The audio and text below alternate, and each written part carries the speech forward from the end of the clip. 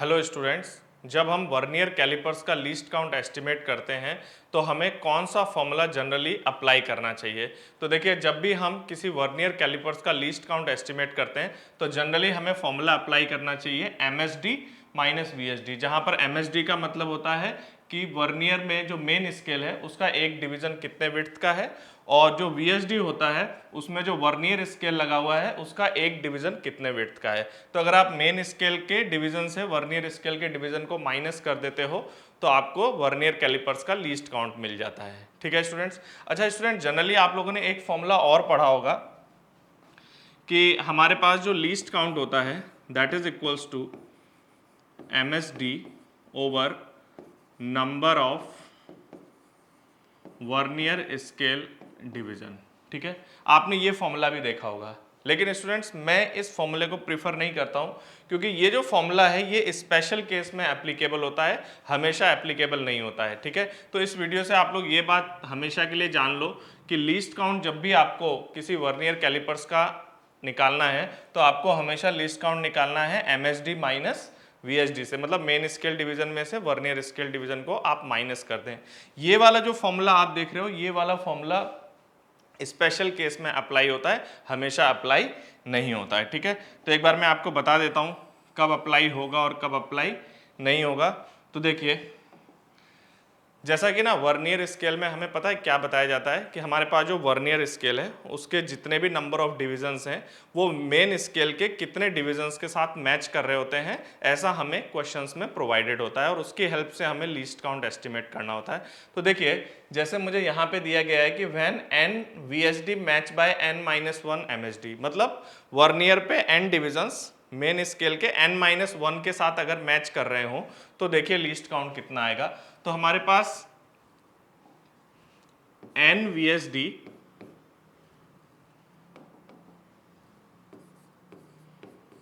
n-1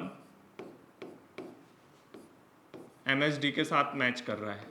तो यहां से मेरे पास VSD की विड्थ कितनी आ जाएगी, मेरे पास VSD आएगा n-1 MSD अपॉन n। ठीक है, तो मैंने आपको जनरल फॉर्मूला क्या बताया है लीस्ट काउंट का, that least count is your MSD minus VSD। हमेशा बेसिक यही होता है। तो लीस्ट काउंट की वैल्यू कितनी आएगी, MSD minus of VSD। VSD की वैल्यू है आपके पास n-1 MSD अपॉन n। ठीक है, अगर आप इसको सिंप्लीफाई करोगे तो आपके पास लीस्ट काउंट की वैल्यू आएगी MSD अपॉन n। देखिए यहाँ पे तो वो फॉर्मूला आपको दिखाई दे रहा है कि जैसे MSD में number of vernier scale division से हमने डिवाइड कर दिया तो हमारे पास लीस्ट काउंट आ गया। ठीक है, लेकिन मान लीजिए आपको क्वेश्चन में इस तरीके से प्रोवाइडेड हो कि n VSD match by n-2 MSD। ठीक है, तो इस सिचुएशन में देखते हैं क्या आएगा। तो अगर आपका n VSD मैच करता है n-2 MSD से, तो इस सिचुएशन में हमारे पास VSD आएगा, that VSD equals to n-2 MSD upon n। ठीक है स्टूडेंट्स, अब देखिए वापस जनरल फॉर्मूला लगा रहा हूं, least count is always MSD minus of VSD। तो जरा इसको सब्स्टिट्यूट करके देखते हैं कितना आता है। तो हमारे पास least count that is equals to MSD minus of VSD की वैल्यू है n-2 MSD divided by n। ठीक है, तो यहां से सॉल्व करने पर देखिए आपके पास लीस्ट काउंट आएगा that is 2 times of MSD divided by n।